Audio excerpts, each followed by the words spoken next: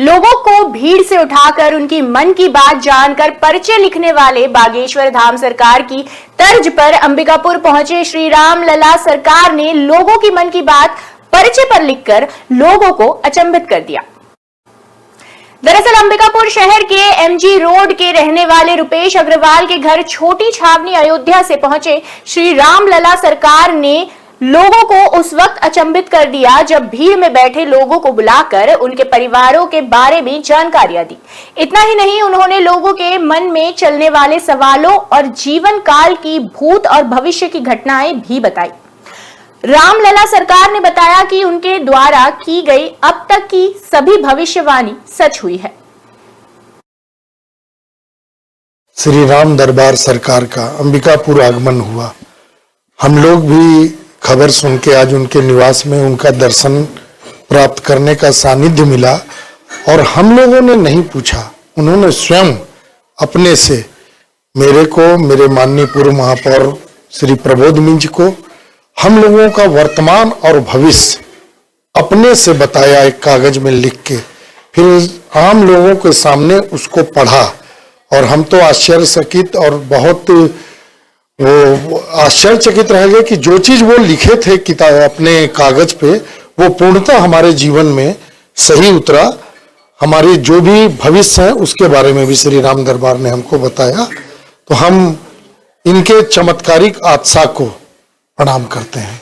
देखिए, मुझे तो रामलला दरबार के बारे में कोई जानकारी नहीं थी कि अंबिकापुर में है। रोहिल के द्वारा खबर लगा और चूंकि पहुंचे हुए मैंने भी उनका नाम सुना था। इच्छा हुई कि मैं उनसे मिलूं और जैसे उनसे मुलाकात हुई, उनके सानिध्य में बैठे तो उन्होंने कुछ चीज़ों के बारे में मुझसे पूछा और कहा कि मैं आपके बारे में कुछ कागजों में लिख रहा हूं। और जो भी उन्होंने मेरा नाम लेके कहे, मेरे पिताजी का नाम लेके कहे। अब मेरा नाम तो प्रबोध मिंज है, पिता का नाम बर्नार्ड सामुएल मिंज पूरा नाम है। अब उस नाम को, कठिन नाम है, उसको भी उन्होंने अपने मुंह से कहा तो आश्चर्य जरूर लगा कि कैसे उन्होंने मेरे पिता का नाम और मेरा नाम जाना। फिर कुछ चीज़ों को उन्होंने कागजों पे लिखा और वो कुछ अंक लिखे और जो मैंने सोचा था वो सारे चीज़ें वो उन्होंने कागज पे लिखा और वर्तमान के और भविष्य के बारे में भी जो लिखा, वो जो इच्छा हमारी है उसके बारे में भी लिखा। और जब उसको उन्होंने लिखने के बाद जब अंक पूछा तो अंक भी सही निकले और सारे राजनीतिक बातों को भी और पारिवारिक बातों को भी जो उल्लेख किया वो अचंभित करने वाली बात थी। और उनके इस रामलला दरबार की बातों पे बड़ा आश्चर्य हुआ और एक विश्वास जागृत हुआ कि ऐसा भी हो सकता है।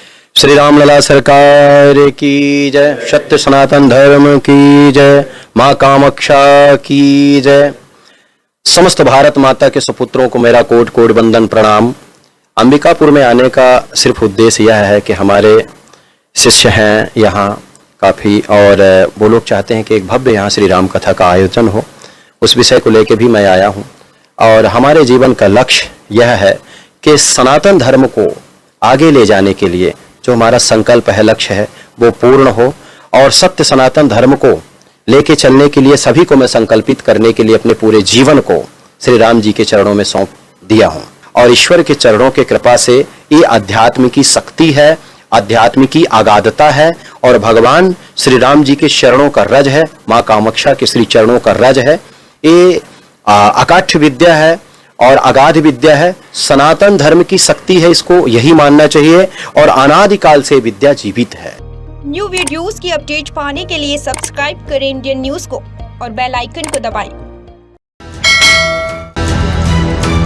ये है इंदू ब्रॉडकास्टिंग प्राइवेट लिमिटेड और आप देख रहे हैं इंडियन न्यूज, हर पल, हर क्षण, हर सच।